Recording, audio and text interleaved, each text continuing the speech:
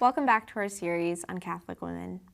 My name is Jenny Zahner, and today we'll be talking about St. Elizabeth Ann Seton, who is the founder of the Daughters of Charity of St. Joseph and the first American-born saint.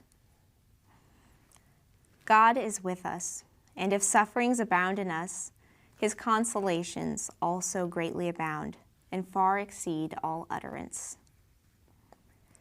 For generations of poor and immigrant Catholics, the parochial school system, staffed largely by dedicated nuns, was the entry point to education and assimilation into American life.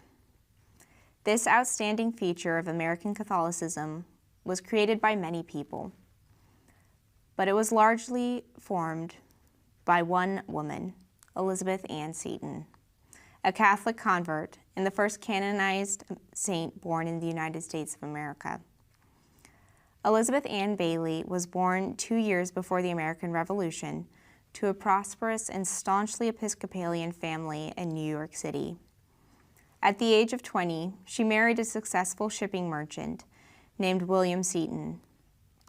Together they had 5 children. But her fortunes underwent a drastic change, first when her husband's business failed, then when he was stricken with tuberculosis. In a desperate effort to improve his health in a sunnier climate, Elizabeth, William, and their eldest daughter embarked for Italy. It was a difficult voyage. Upon arrival, their ship was placed in quarantine for a month. William's health steadily deteriorated until he eventually died. Accepting the hospitality of Italian friends, Elizabeth chose to remain in Italy for some months. She was so touched and consoled by their host's faith that she found herself attracted to the Catholic Church. By the time she returned to New York, she had determined to become a Catholic. It was a radical step.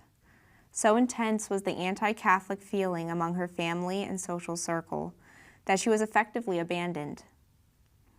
By the time she was formally received into the church in 1805, she was left penniless with the care of her 5 children. A way out was provided when a priest in Baltimore invited her to come and start a school in his parish. In Maryland, the one state in America founded by Catholics, Elizabeth finally found a home. In short order, she attracted other women to help her with her school. The thought occurred to them of starting a religious congregation devoted to the care and education of children. In 1809, with support from Bishop John Carroll, the first Catholic bishop in the United States, the women took religious vows and formed the Daughters of Charity of St. Joseph. Elizabeth Seton, now Mother Seton, became their first superior.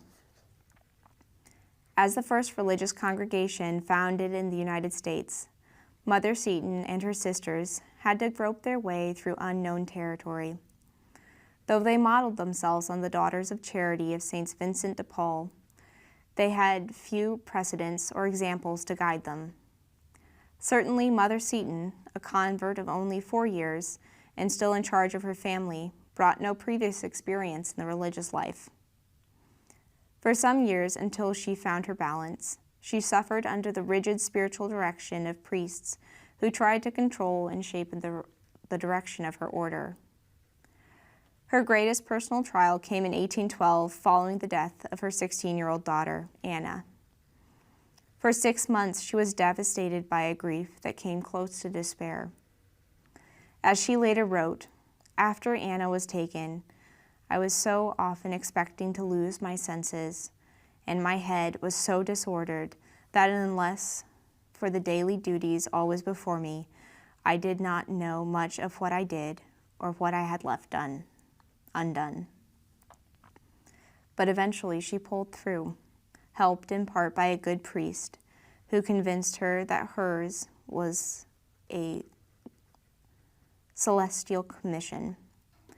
As a mother of her Daughters of Charity, she would do so much good for God and souls through this short life.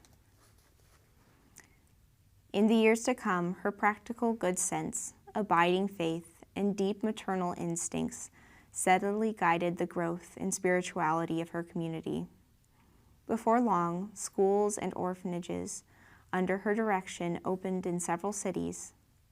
By the time of her death on January 4, 1821, there were such houses across the country, part of the great infrastructure of charity and service that would, before long, meet the vast wave of Catholic immigrants. Mother Seton died at the age of 47. Toward the end, she wrote, "I am sick, but not dying, troubled on every side, but not distressed, perplexed, but not despairing, afflicted, but not forsaken, cast down, but not destroyed, knowing the affliction of this life is but for a moment, for the glory and the life to come will be eternal." Over 1,000 of her sisters were present in Rome in 1975 to witness her canonization. Thank you for joining us.